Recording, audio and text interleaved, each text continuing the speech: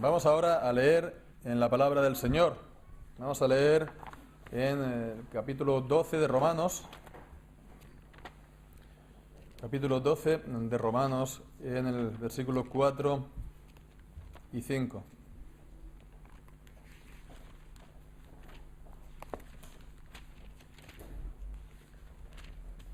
Romanos 12, versículos 4 y 5, dice así la palabra del Señor. Porque de la manera que en un cuerpo tenemos muchos miembros, pero no todos los miembros tienen la misma función, así nosotros, siendo muchos, somos un cuerpo en Cristo, y todos miembros los unos de los otros. Amén. Amén. Señor, bendiga su santa palabra. Se puede decir que uno de los grandes dilemas que los hombres en general afrontan, así a nivel de ideas o a nivel también de manera de vivir, ¿no?, de filosofía, ¿no?, de manera de vivir, es el escoger entre o el individualismo por una parte o el colectivismo por otra. Entonces el individualismo pues es la idea, la ideología, la manera de pensar que prima sobre todo el individuo, de ahí individualismo, es decir, la persona en concreto, en particular. Entonces de ahí por una parte el individualismo, ¿no?, centrado en el individuo, y después por otra parte es el colectivismo que pues se apoya sobre todo o se basa sobre todo en el colectivo o en el grupo o en la sociedad, ¿no? Es decir, que, bueno, entiende que sí, que las personas están bien, pero que vivimos siempre en grupos. Y entonces lo más importante es el colectivo, el grupo. Y claro, pues estas filosofías pues dan, en un sentido o en otro, pues también unos resultados, ¿verdad?, que pueden llegar en un caso, en el caso del, por ejemplo, liberalismo, hasta el liberalismo más radical, para el cual pues solamente existen individuos y pues no existen sociedades, no existen normas sociales. Entonces es la libertad, digamos, radical, absoluta de cada individuo frente al resto. De ahí por un lado hasta llegar al comunismo, que pues es todo lo contrario, pero en el otro lugar, ¿no?, en el cual es solamente el colectivo, la persona, el individuo, pues digamos, pues tiende a desaparecerse o debería hacerse, es decir, la individualidad, con todo lo que pues la familia, la propiedad, etcétera, pues tiene que estar esto pues completamente abolido, porque lo más importante es entonces el conjunto, el grupo. Entonces todas estas ideas también vienen al hilo de lo que vemos pues hoy, lo que veíamos la semana pasada. Pues acerca, bueno, que hoy en día también, por la cultura también en la que vivimos y nos movemos, pues tendemos a pensar sobre todo de una manera individualista y un poco sin pararnos a darnos cuenta de las dimensiones comunitarias de la fe, ¿no?, de que somos una iglesia, una iglesia, sobre todo, ¿no?, ¿verdad?, un conjunto de creyentes. Entonces veíamos la semana pasada que el apóstol quiere que los cristianos de Roma pues tengan en cuenta, valoren la vida en común, la vida cristiana.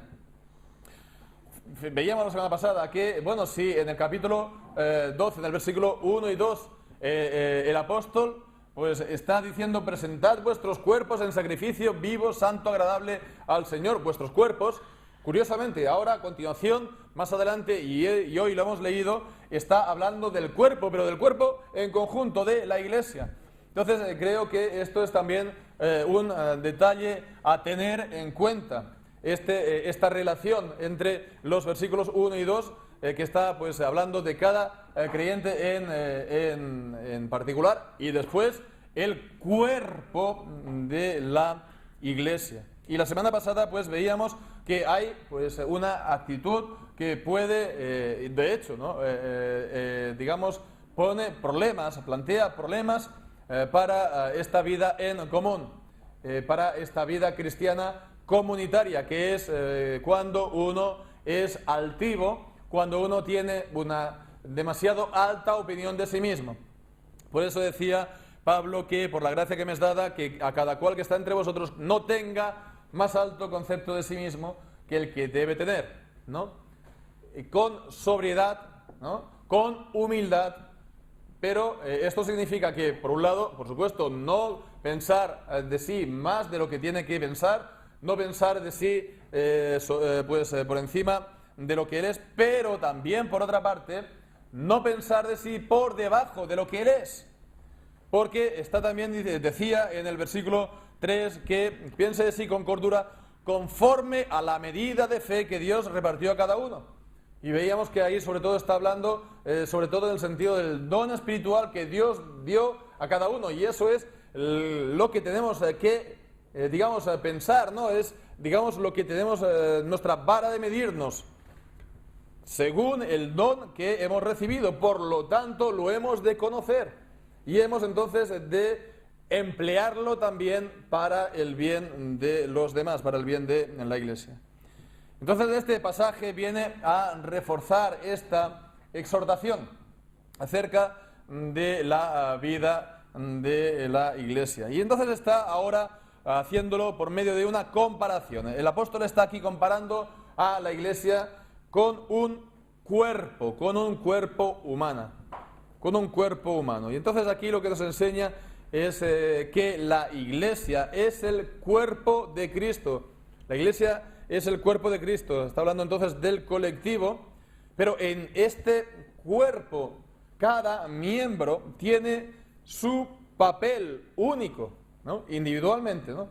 Cada uno pues tiene su papel y que este papel de cada uno se tiene que respetar y que se tiene que además, animar a que cada uno, lo ejerza. Entonces, la Iglesia como cuerpo de Cristo. Esto es una de las enseñanzas importantes de Pablo en el Nuevo Testamento acerca de la Iglesia. Antes de pasar a entrar a considerar este pasaje, podemos mirar otros pasajes en los que el apóstol Pablo habla de la Iglesia como cuerpo de Cristo y están centrados sobre todo en 3 cartas del Nuevo Testamento. La primera sería en Primera de Corintios, en el capítulo, por ejemplo, 10. En el capítulo 10, y allí está hablando en el contexto de la Santa Cena.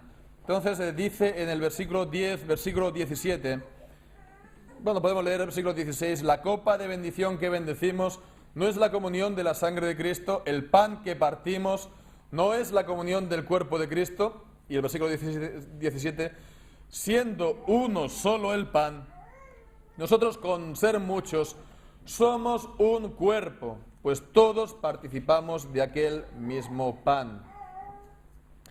En el capítulo 12, versículo 27, también habla de la Iglesia como cuerpo de Cristo, pero aquí es el contexto de los dones espirituales. Los dones espirituales. Cada, miembro con su don es comparado a una parte del cuerpo. Entonces dice en el capítulo 12, versículo 14, además el cuerpo no es un solo miembro, sino muchos. Entonces dice, si dijere el pan, porque no soy mano, no soy del cuerpo, por eso no será del cuerpo. Si dijere la oreja, porque no soy ojo, no soy del cuerpo, por eso no será del cuerpo. Y continúa hablando hasta llegar al versículo 27, cuando dice, a conclusión, vosotros pues sois el cuerpo de Cristo y miembros cada uno en particular. Decíamos entonces que habían 3 lugares, 3 cartas en el Nuevo Testamento. La siguiente carta sería la carta a los Efesios, en el capítulo 1, en el versículo 22 y 23, cuando dice, sometió Dios todas las cosas bajo sus pies, los pies de Cristo, y lo dio a Cristo por cabeza, sobre todas las cosas, a la Iglesia, la cual es su cuerpo, la plenitud de aquel que todo lo llena en todo. O en el capítulo 2 también,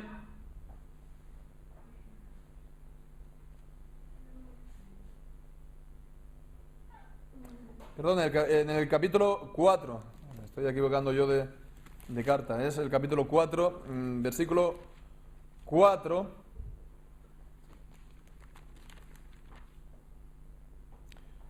cuando dice, un cuerpo y un espíritu, como también fuisteis llamados a una misma esperanza de vuestra vocación, el cuerpo, la iglesia.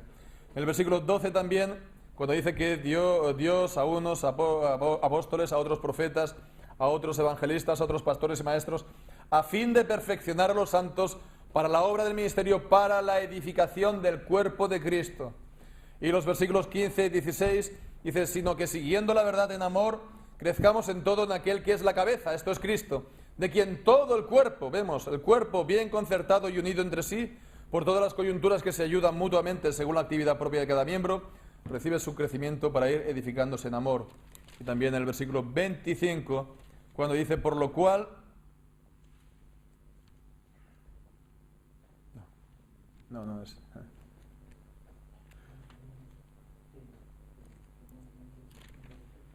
Sí, sería, sí, porque somos miembros los unos de los otros, por lo cual, desechando la mentira, hablad verdad cada uno con su prójimo, porque somos miembros los unos de los otros.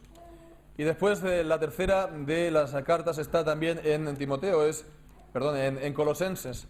Colosenses, que es la carta, digamos, hermana de Efesios. Leemos en el capítulo 1, versículo 24, ya lo hemos leído en la lectura inicial, en el culto, en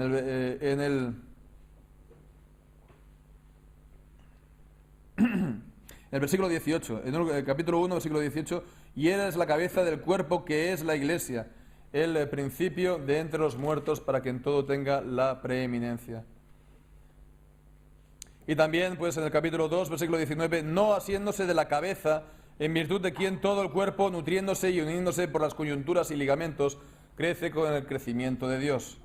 O en el capítulo 3 también, versículo 15, cuando dice, la paz de Dios gobierne en vuestros corazones, a la que asimismo fuisteis llamados en un solo cuerpo, y sed agradecidos. Entonces vemos que estos son pasajes, a lo mejor hay otros más, pero sin duda son los más importantes, en los que se nos da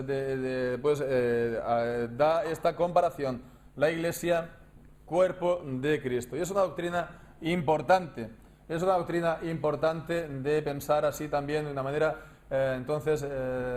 necesaria de pensar así de la Iglesia como el cuerpo de Cristo. Pero también es una doctrina que también se puede malinterpretar. De hecho, se malinterpreta en el sentido de tomar esta comparación, esta imagen de una manera tan real que vienen a pensar entonces como que al ser el cuerpo de Cristo, la Iglesia y Cristo vienen a ser la misma persona, y esto es sin duda el caso del catolicismo romano, del romanismo, de pensar que la Iglesia es en el fondo la misma persona que Cristo, por ser su cuerpo, por la, digamos, fusión participa de la fusión de naturalezas de Cristo, se puede decir así. Y hemos de tener en cuenta que, bueno, también incluso en nuestros círculos las tendencias, digamos, al misticismo también llevan a esto, a considerar también a los creyentes y sobre todo a la Iglesia así, de esta manera. Entonces, de pensar que esto del cuerpo de Cristo, esta imagen del cuerpo de Cristo, nos habla de una unión tal que al final somos la misma persona.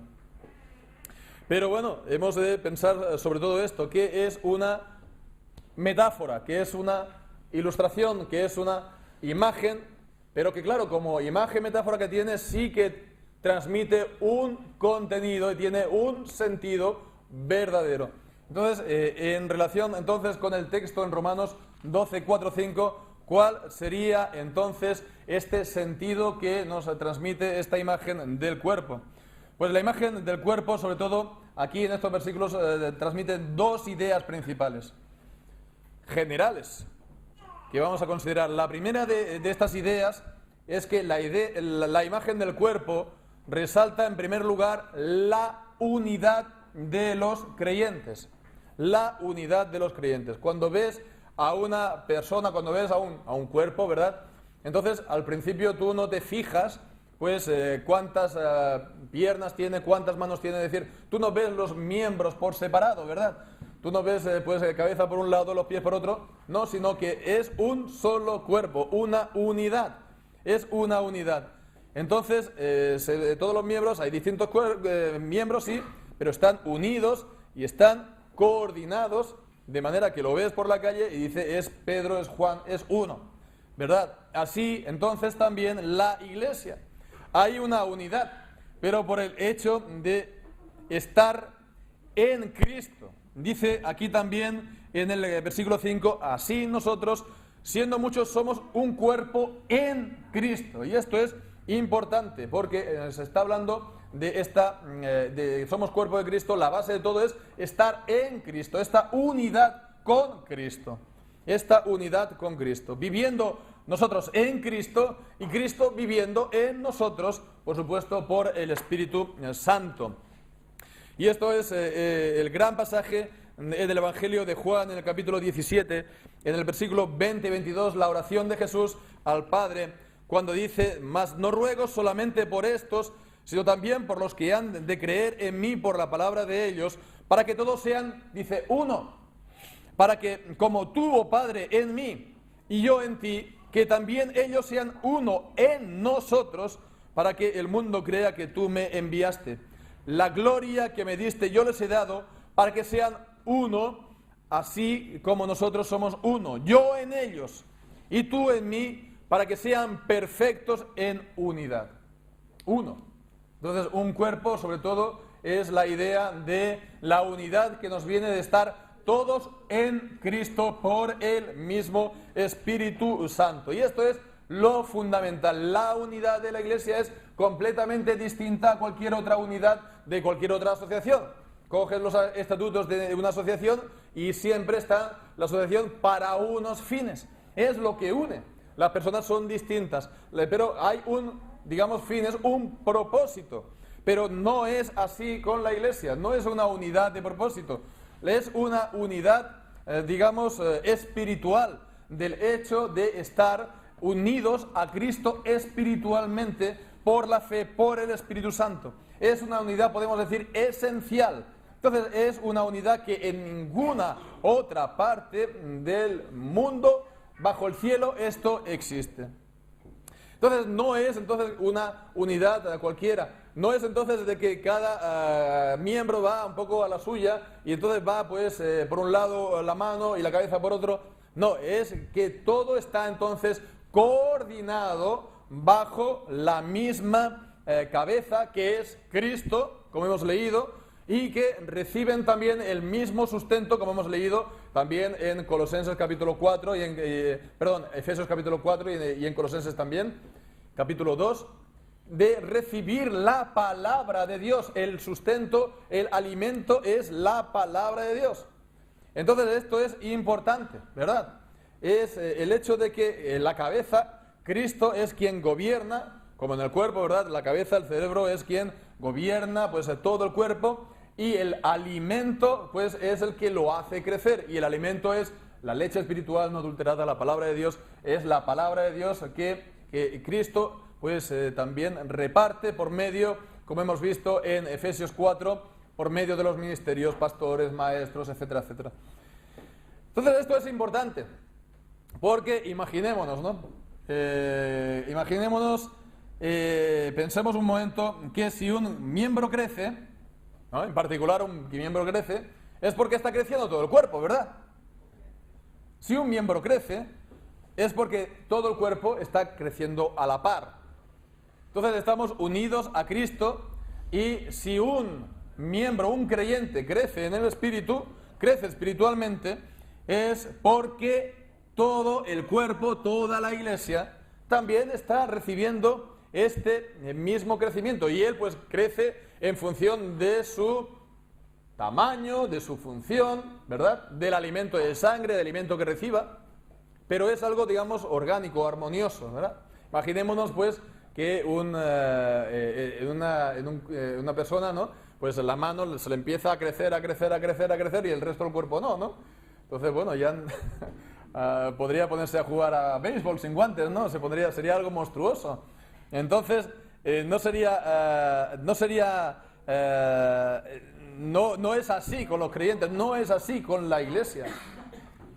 Entonces, esto es algo importante porque pensamos muchas veces que los cristianos crecen espiritualmente, pero como que crecen, digamos, aparte, ¿no? O cada uno por su parte. Sin embargo, es el crecimiento que Dios da a su cuerpo y entonces a cada miembro en particular en el cuerpo. Y entonces está hablando no solamente la idea de la unidad del cuerpo, sino también la prioridad del cuerpo, la prioridad de la Iglesia. Tenemos lo que digo, hoy en día la tendencia a ser individualistas, ¿no? En la Edad Media pues sería todo lo contrario, ¿no? Sería la gran Iglesia, o en los tiempos de la Reforma pues era también sin duda lo contrario. Lo importante era también pues la Iglesia del Señor. Pero hoy en día pues con nuestra manera de ser, nuestra cultura es individualista, entonces pues pensamos sobre todo en términos individualistas. Un ejemplo, si le preguntamos a alguien, hacemos una encuesta a los creyentes de las iglesias, ¿no? Decimos, bueno, ¿qué te ha enseñado Dios esta mañana, esta semana, ¿no? En los últimos días, ¿qué te ha hablado Dios? ¿Qué te ha instruido Dios? ¿Cuántos dirán, pues no, mira, en el domingo, en el culto, en la predicación del mensaje, vimos esta cosa, ¿no? Vimos esto, y esto es lo último que Él me ha enseñado. Seguramente la mayoría pues estaría diciendo algo particular que Él le ha dicho en sus devociones o en un libro que le está diciendo. Se pierde, de vista sobre todo esta dimensión comunitaria, ¿verdad? La Iglesia es importante, porque si no hay esta unidad del cuerpo, en el cuerpo cada miembro se muere.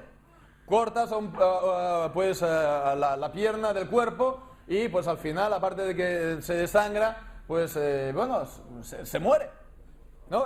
Pues es así, cada miembro por separado es importante, pero es cada miembro por separado en el cuerpo. Fuera del cuerpo se seca y se muere. De ahí pues el pecado del cisma, ¿verdad? El cortarse de la iglesia, o el dejar las asambleas, el dejar de reunirse, el descuidar las reuniones. Entonces, esto es, a tener en cuenta. Por eso todos digamos, el esfuerzo es importante, ¿verdad? E incluso el sacrificio de reunirnos, siempre que haya las reuniones de la iglesia, ¿verdad? Entonces, pensemos, ¿no? Hoy en día, pues la gente emigra por cuestiones económicas, pero en los tiempos de la Reforma, nuestros padres espirituales emigraban porque en sus lugares no podían dar culto a Dios, según la palabra de Dios, y no podían recibir la pura palabra de Dios. Y entonces, pues los puritanos, ingleses y holandeses tuvieron que emigrarse, por ejemplo, a América, porque no lo podían hacer en su país, ¿no? O los creyentes en todas las partes de Europa que estaban perseguidos porque permanecían bajo el papismo, pues tenían que ir a los países en los que sí había triunfado la Reforma. Entonces, vemos eso, lo tenemos que tener en cuenta siempre. Para que veamos esta importancia de la Iglesia, de recibir la palabra de Dios puramente, los sacramentos, puramente la pura adoración de Dios, porque todo esto es vida espiritual para cada miembro, para cada uno de los creyentes. Entonces esto es sobre todo la gran verdad, ¿no? La unidad de todos los miembros en Cristo, ¿no? Esa unidad que hace que seamos un solo cuerpo. Pero no es la única, porque la siguiente es la gran verdad o enseñanza, es la pluralidad de los miembros, cada uno en particular. Y está pues esta idea siempre destacada en la segunda frase de cada versículo, cuando dice: no todos los miembros tienen la misma función, ¿no? Cada uno, por lo tanto, tiene una función distinta, cada miembro del cuerpo. Y también, sobre todo, en el versículo 5, cuando dice nosotros siendo muchos. Siendo muchos somos un cuerpo en Cristo. La traducción, digamos, literal sería y nosotros, bueno, no, y así los muchos somos un cuerpo en Cristo. Así está, por ejemplo, en 1909. Así los muchos somos un cuerpo. Entonces dice después adelante, y todos los miembros, literalmente cada uno de los miembros, cada uno en particular, dice, miembros los unos de los otros. Y esta expresión, los unos de los otros, esta expresión, los unos de los otros, tanto en griego como en español, en la Biblia, siempre está hablando de la comunión fraternal. Los unos a los otros, los unos de los otros. Esto siempre está hablando de esta comunión espiritual, esta comunión fraternal, esta comunión de los santos.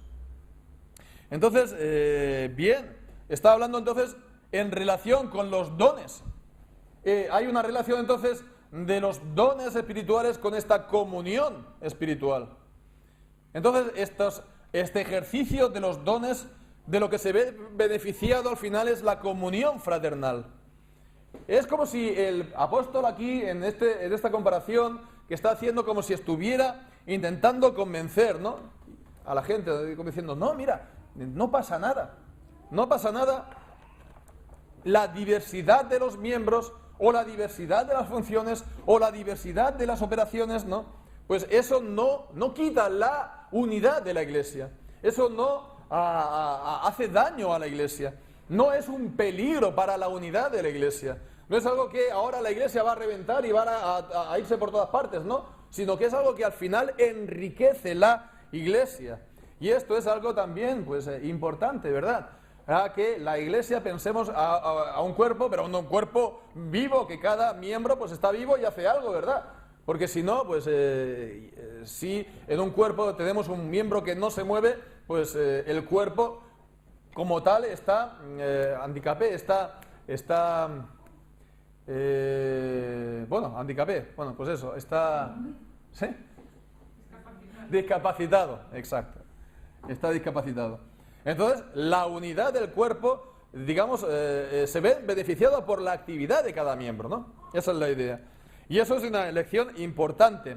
Y primeramente, sobre todo, para los pastores, ¿no? Porque muchas veces, pues, no queremos, ¿no?, pues esto mismo, ¿no? Queremos tener todo bajo control, ¿no? Y hay quienes, pues, literalmente no soportan, ¿no?, encontrarse una escoba en un sitio distinto, porque si no, pues, hay un grave problema, ¿no? O el único que gobierna, el único que dirige en la congregación, en vez de reunirse, pues, con un conjunto de varones maduros y también santos, que también, pues, comparta la dirección, el gobierno, etcétera, etcétera.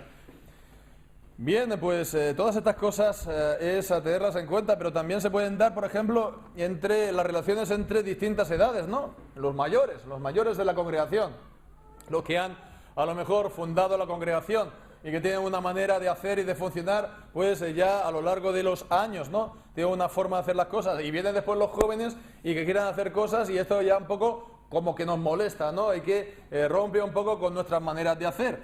Y entonces es una perturbación, y lo que quieren entonces es, bueno, pues a veces, digamos, tenerlo tan apretado a los jóvenes estos que le están ahogando, ¿no?, como si le estuviera haciendo un torniquete.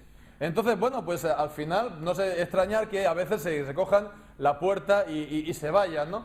Entonces, la diversidad, la actividad propia de cada miembro, ya digo, no es un peligro, no es una amenaza, sino que es una bendición y que hay un enriquecimiento. Por supuesto que también hay un peligro, el peligro de que todo esto se acabe siendo una Babel, ¿no?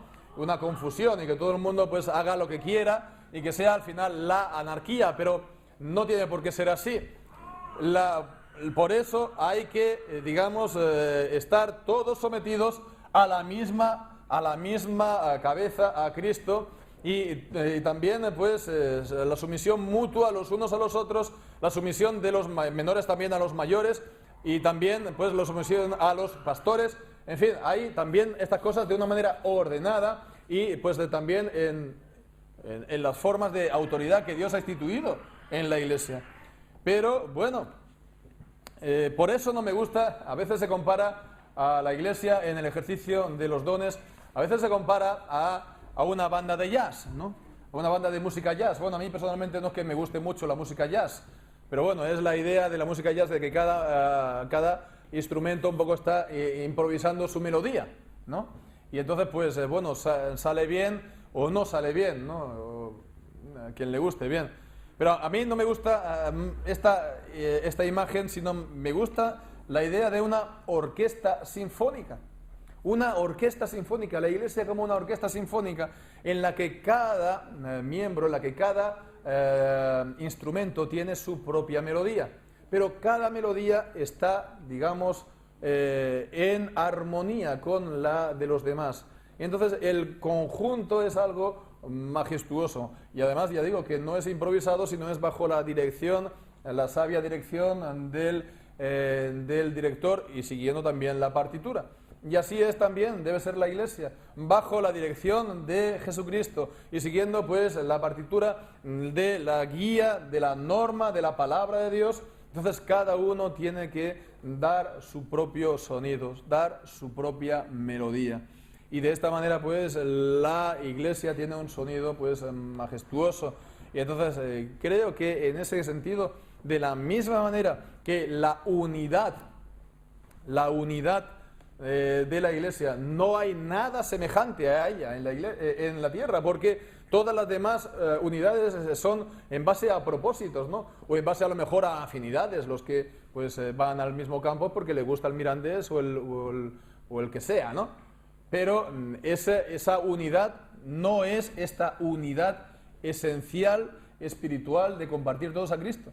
Y la diversidad en los mismos colectivos que pueda haber no es tampoco esta diversidad del don espiritual que Dios le ha dado a cada uno de ellos. Esa gracia de Dios que Dios le ha confiado también para ejercerla para el bien del conjunto de la Iglesia. Entonces, de una manera, de otra, pues la Iglesia es algo único, tanto en su unidad como en su diversidad también. Y por eso hemos de estar meditando en ello, ¿verdad?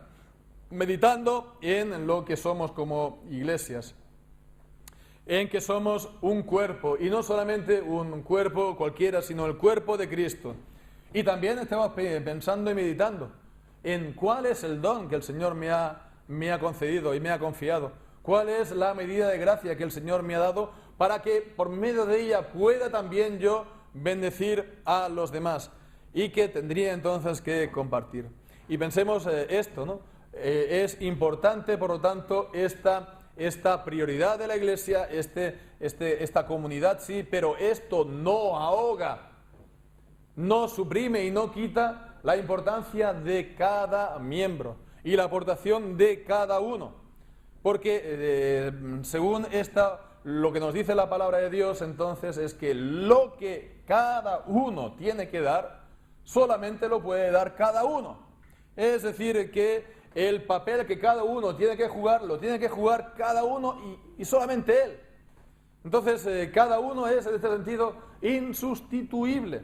Cada uno tiene que dar su propia aportación y tiene que dar su propia bendición al pueblo, al conjunto, y el pueblo y el conjunto lo tiene que animar y lo tiene que, pues, no solamente respetar, sino animar y recibir todo, pues como viniendo del Señor.